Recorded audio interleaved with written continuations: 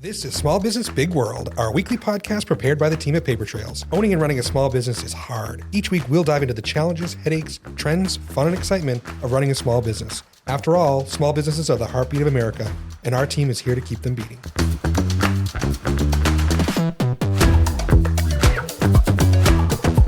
Welcome to Small Business Big World, our weekly podcast, where we talk about all things small business, the fun, the excitement, and today we're going to talk about the paperwork, which is very exciting. Dawn Powell is my guest today, our HR consultant here at Paper Trails. Welcome, Dawn. Hi, Chris. Welcome back, right? Yes. Thank you for joining us. So today we are going to talk about PTO policies, paid time off, leave, all of that fun stuff, which is probably the number one question that we get asked here at Paper Trails is about all of that exciting stuff. But before we get into that, don't forget, please like, follow, share, rate, review. Wherever you get your podcasts, a review and a rating would be really helpful. And certainly don't forget to subscribe so you can get us right in your inbox every week. We are available on all the podcast platforms, all the social platforms. And if you ever have questions for us or any of our guests, you can certainly reach out to us at podcast@papertrails.com and we will get answers to your questions. So, Dawn, PTO. Yes. Yes. So Hot topic. So this is probably the number one question that we get asked here in the office by our clients is, what do I need to do for PTO? Why do I have to have PTO? How do I do PTO? What do I, all those kind of things. How do I keep track of it? We always tell people, start with a great foundation, make sure you have a good policy, right? Yeah, policy is really important. It may seem like it's a pretty easy, straightforward thing, but if you don't have a policy, when someone wants to either use their PTO or is ending their employment and you're trying to decide if it needs to be paid out or not, a good policy is really helpful in that case. And we certainly see that, as you're developing policies with our clients that, they don't necessarily know what they want to do or how they want to do it. And certainly in some environments, operationally PTO is easier than others. We're in an office, it's a little easier for us to manage PTO than say in a restaurant, right? So everybody's policy is going to be a little bit different, which is really important when you're writing that policy, determining eligibility, figuring out how you're going to accrue, who's going to get time off, if it's going to roll over, it's going to pay out, all that kind of stuff, right? Right. So one of the things that I see a lot is, people thinking that a policy is one size fits all. And so they'll go and just Google a PTO policy and think that, okay, well, this will fit. And really it doesn't for, specific industries for the reasons that you just mentioned. Right. One of the questions we get asked a lot, or, we see people try to really micromanage their PTO, I would say. And sometimes that's in the forms of having different buckets, right? They may have vacation or sick or personal or PTO, or they call them all sorts of different things, right? What do you advise clients when people are going through that? I mean, at the end of the day, it's all time off. So for me, best practice is put it all into one bucket. And that way you're managing one bucket. You have one bucket of approvals, and you're not trying to micromanage, well, are they taking sick time or vacation time or personal time? It's all just time off, and it makes it a lot easier. And in Maine, for example, we have requirements that you have to offer certain time off, right? Right. So in Maine, we have the Maine Earned Paid Leave. And in a nutshell, what that is you have to provide 1 hour of paid time off for every 40 hours worked to a maximum of 40 hours each year. Right. Now, there's nothing that says you can't go above and beyond that, right? You can offer as much as you want, but certainly, that is the minimum required that you have to give time off. And, we talked about those different buckets. In Maine, it can be used for anything, right? That earned paid leave can be used for sick, personal, bereavement, anything you want to do, it can be used for that, right? Right, correct. Yep. You have to allow employees to use that time for any purpose. Right. And, the state has said it has to be a reasonable request and timing, and they can't just come to you today and say, I'm taking today off, and expect to be paid for it, right? Right. No, there are some guidelines around requesting the time off and around granting the time off. Certain industries are allowed to have blackout periods where unless it's in case of an emergency, you can not allow employees to take time off during your peak seasons and things like that. Right, which is the importance of having a good policy, right? Correct. All of that needs to be documented in a policy and outlined in your employee handbook. Right, which employee handbooks are a whole different conversation. That's another podcast. We'll do another one. There we go. See, I'll get you back. So when you're looking at PTO, that policy, what should be in that policy, I guess? Really, all the guidelines about how that policy is going to be accrued when it starts. So, for example, if your employees don't start accruing right away, or if you don't allow them to use the time off right away, that needs to be in your policy. A lot of companies don't allow employees to use their time off until they've met a 90-day probationary period or something like that. That needs to be documented. Blackout periods, if you're going to have those need to be documented. Increments of time that you're allowed to request. Are you going to allow employees to use a half an hour, a half a day? All of those things need to be outlined. And then, you need to document, at the end of employment, are you going to pay that out? Or do they lose it if they haven't used it when they terminate employment?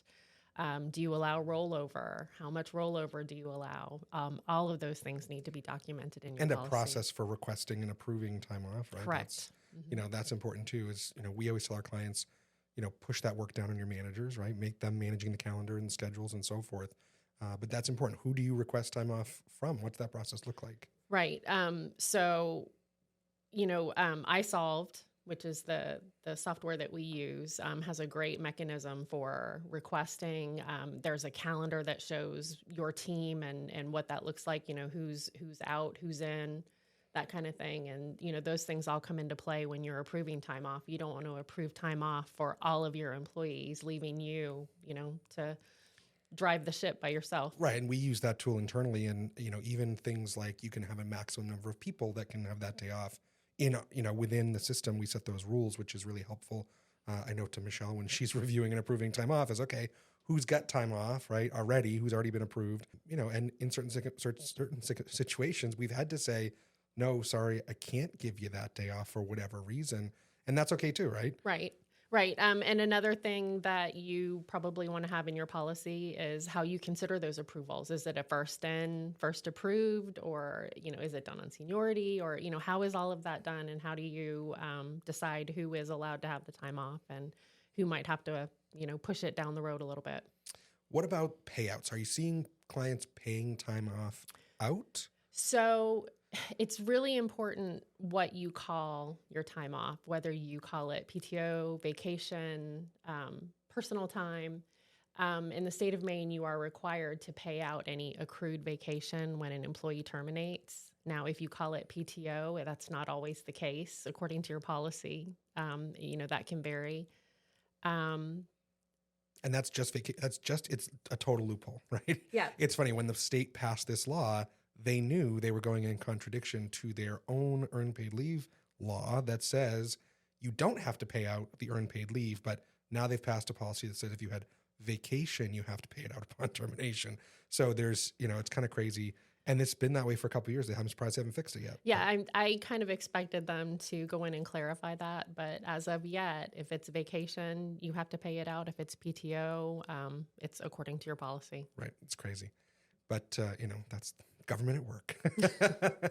And that's something new that we're seeing across the country, really, is this wave of legislation that really is subjecting employers to provide time off, whether it's some states just say you have to have sick time. Some states say it's the total earned leave, like what we have here in Maine.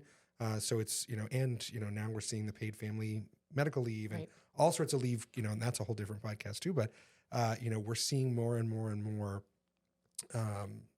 of those types of laws going into place, which is certainly impacting employers. Right. And it does vary state by state, which, makes it really important. If you are operating in multiple states, your policy needs to address the rules and the legislation for each of the states and how that applies to the employees in those states.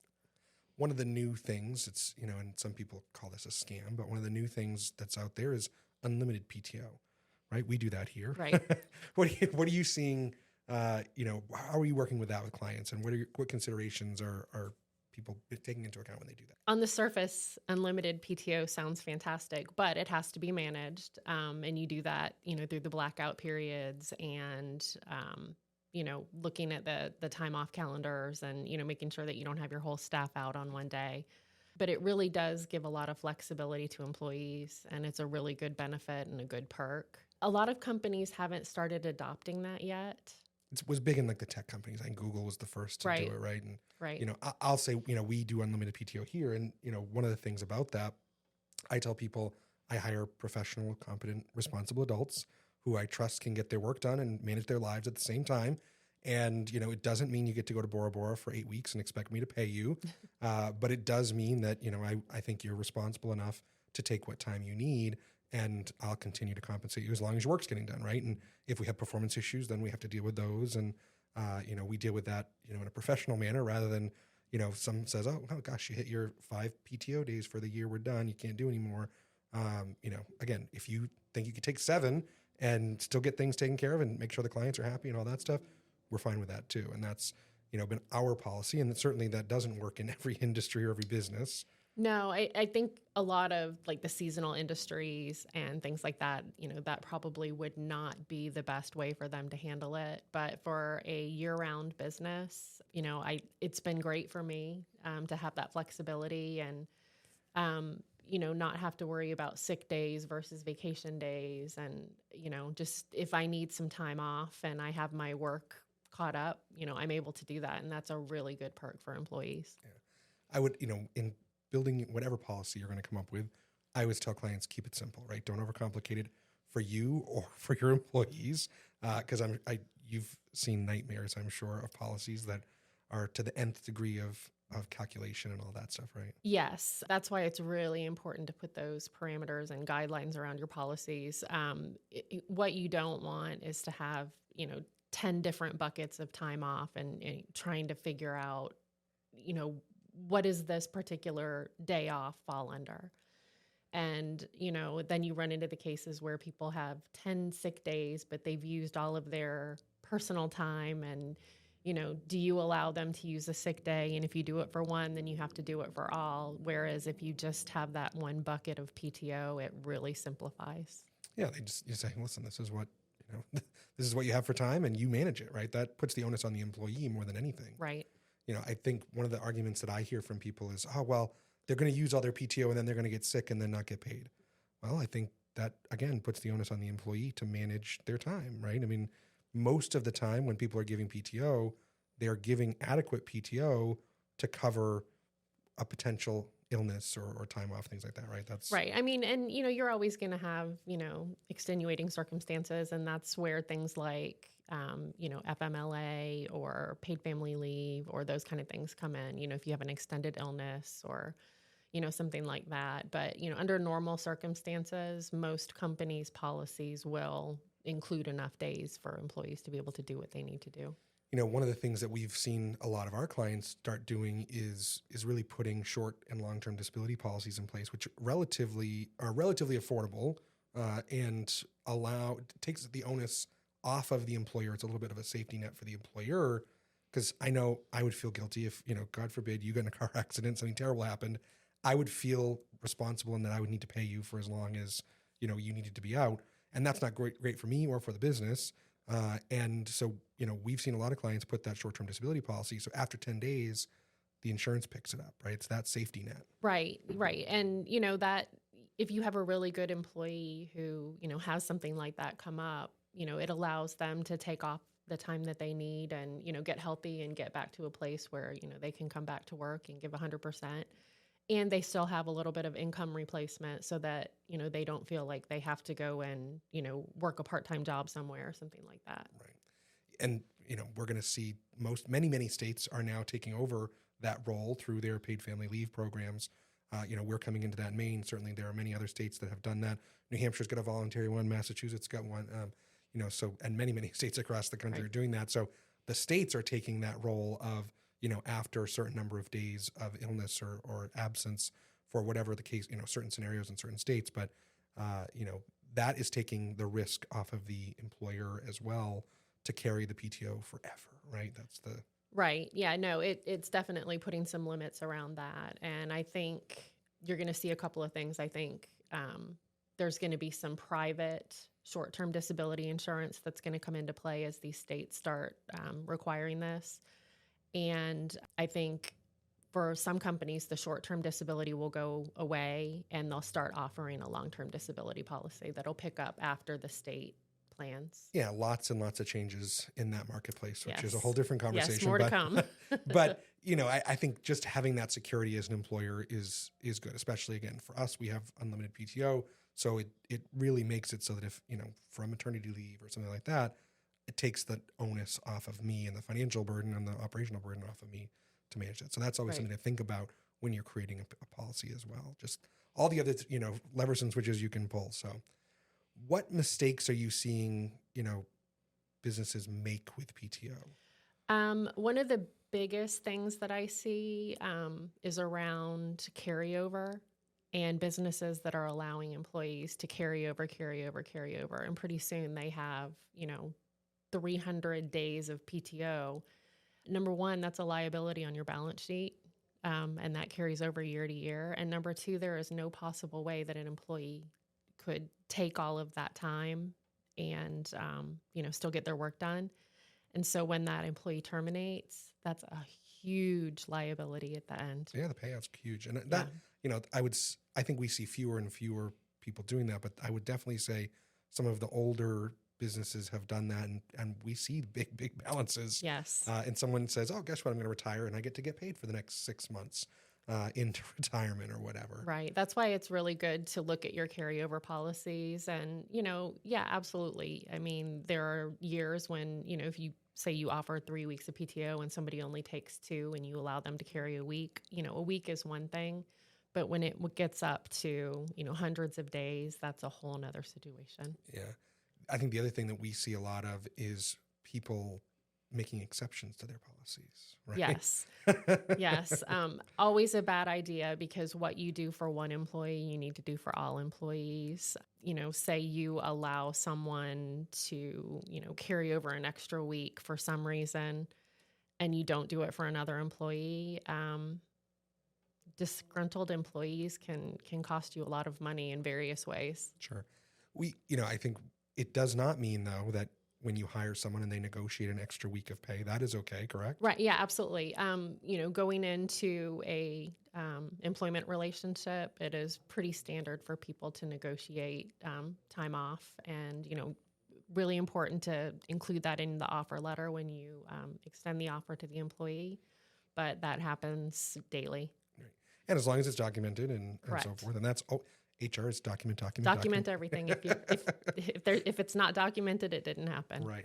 So that's really important too. But certainly, I think every business is different. Every business's needs are different, of course, operationally. So, but going back to the basics, start with a good policy. Right. That's figure out what you want to be when you grow up and how you want to manage your PTO, and really get that policy straightened out. So, well, good. Well, we hit a lot of PTO talk today. Yes. Any other closing thoughts about PTO before we head out? Just if you have questions, just remember to reach out to us. I have a kind of a questionnaire that I go through with clients to design their PTO policies, because like I said before, it is definitely not a one-size-fits-all thing. Absolutely. And we deal with that every single day, Yes. getting those kind of squared away for clients. Yes. So, well, good. Well, Dawn, thank you so much for joining me again, and we'll have you back for more talk about some of those other things. Yes. Handbooks, right? That's handbooks. what we got to do. So, but good and again, remember, please follow, share, rate, review, subscribe, anywhere you get your podcasts. Please hang out with us so we can keep doing this and having fun. And again, if you have any questions for us or any of our guests, you can email us at podcast@papertrails.com. That's Small Business Big World for this week. We'll see you next week. Thanks for listening to this week's episode of Small Business Big World. This podcast is a production of Paper Trails. We are a payroll and HR company based in Kennebunk, Maine, and we serve small and mid-sized businesses across New England and the country. If you found this podcast helpful, don't forget to follow us at @PaperTrailsPayroll across all social media platforms, and check us out at papertrails.com for more information. As a reminder, the views, opinions, and thoughts expressed are the hosts and guests alone. The material presented in this podcast is for general information purposes only and should not be considered legal or financial advice. By inviting this guest to our podcast, Paper Trails does not imply endorsement of or opposition to any specific individual, organization, product, or service.